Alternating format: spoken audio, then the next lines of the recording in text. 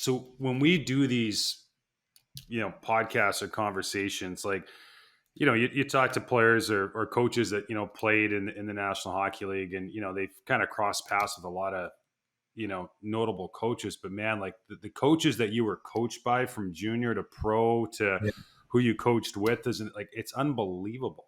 Yeah, I've been very fortunate there. I'm really fortunate. I've had, just from, Dave King and Roger Yeah. Neilson, Lindy Ruff, Dave Tippett, just some fantastic coaches along the way, and really, really good people too, right? Like that's the one thing I think that you carry through from all that. Like when you cross paths with John Paddock, when you Yeah. guys play Regina, like what's that conversation like today?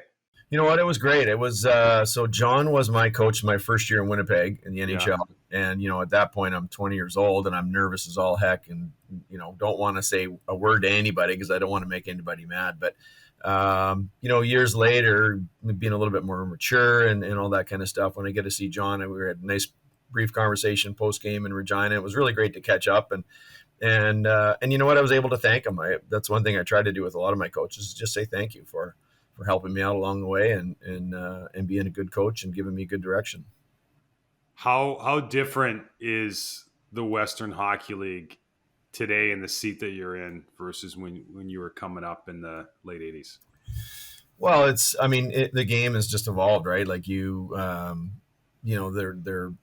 with video and with preparation and all the things and the tools that Yeah. get these guys ready to go, and quite frankly, what the players expect. I mean, they're looking now for direction, for video, for detail within systems, all those other things that when I was coming through, my generation was, let's put our gear on and away we go and see what happens. So When did video, like when you were playing, like when did video become part of like your routine or something that you would look at on a regular basis? for me, it would have been the Florida days with Oh, Roger no Neilson. way. Yeah.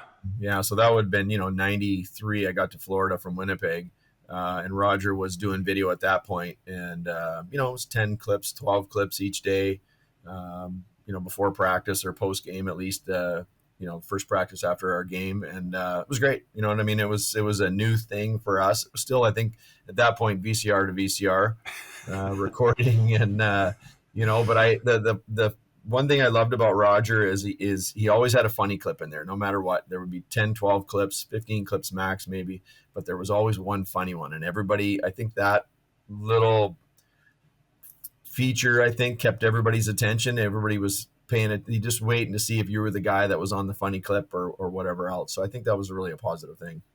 Okay, so I got to ask you now, like what's the best funny clip that you've dropped into one of your video presentations? You know what? We've always had things where guys will trip on a blue line, or things that Got we've all done as players, right? Every single one of us has fallen over the bench trying to get off the bench or into the bench, or slipped, or water bottle where the top's loose, or it's just things like that we try to find that just it keeps it light, reminds that we're all human, and should be fun along the way. Well, I was thinking more like I remember a couple years ago, somebody in one of our conferences had like a YouTube video. It's called the Honey Badger, and they Mm-hmm. referenced they used it, but I just occurred to me they probably didn't have YouTube in 1994. Yeah, yeah, exactly. Roger could access. I So know when I got traded, I met the team in Hartford, and we played I played my first game there, and they were looking for scoring, and they thought, well, I'd had a history of scoring a little bit in junior, and so brought me in, and I hit the post the first game. And I think Roger's comment was, he played that video and says, well, you're going to fit in just fine here. You hit the post and not score. So I thought, all right, here we go. So it was good though, but he was a good man and a lot of fun to play for. that's awesome. Speaking of scoring, so I believe you had 144 points your last year of junior, and that was in an era where cross-checking somebody in the back was a defensive strategy. Mm-hmm. Um, how many points would you get in today's Western Hockey League? I don't know. To be honest with you, as good as the athletes and the players are now, I mean, it's a different game. They're quick, and the average player now, I think, is much better than the average player back then. For sure. Yeah, but I mean, those days were 8-6 and 8-7 games every night, and okay, you get that many, we'll outscore you, and it was a lot of fun. I mean, it was certainly a lot of fun to play, but definitely a different style.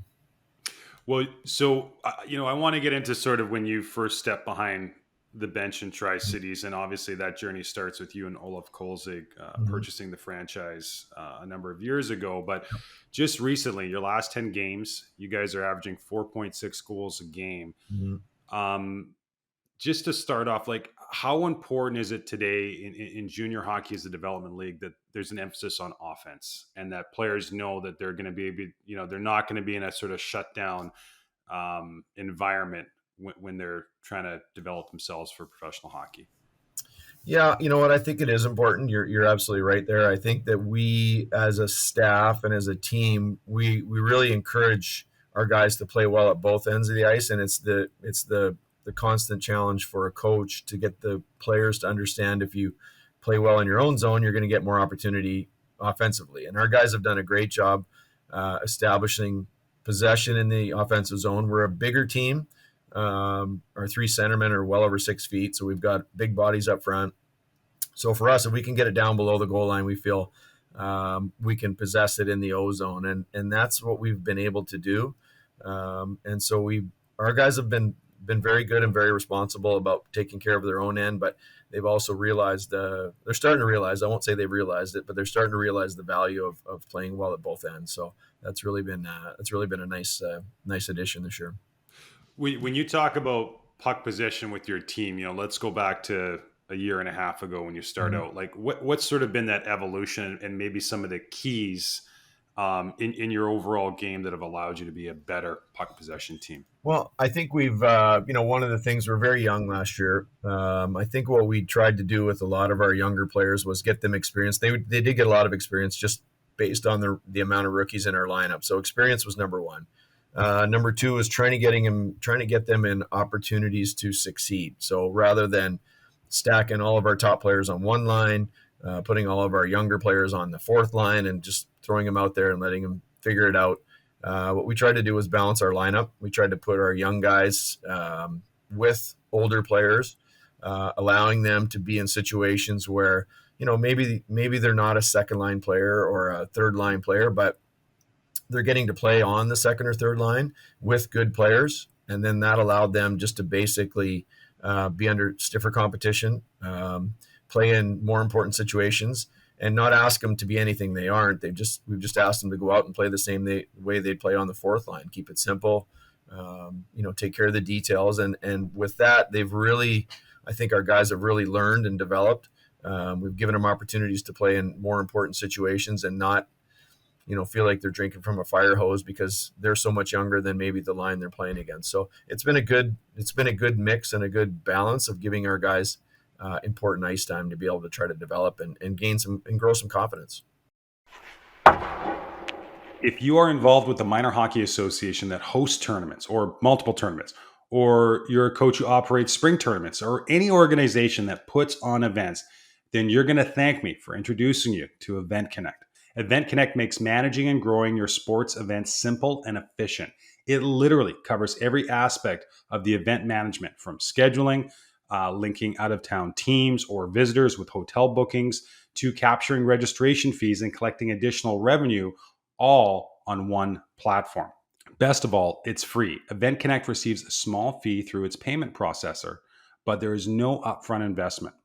I got introduced to Event Connect because several of our league and association partners began using them and raved about the time it saved, how user friendly it was, and the additional revenue they were able to generate. In fact, the feedback was so positive, we began using Event Connect to host TCS Live, our annual coaching conference at the University of Michigan. It was a great decision. I know firsthand how stressful it can be to run tournaments and events, and can't imagine going through that process again without Event Connect. If you want to simplify the process of organizing your tournament or event and tap into new revenue, then go to eventconnectsports.com to book a demo today. Don't go through the painful process of trying to run your next tournament without Event Connect. Go to eventconnectsports.com and get started now.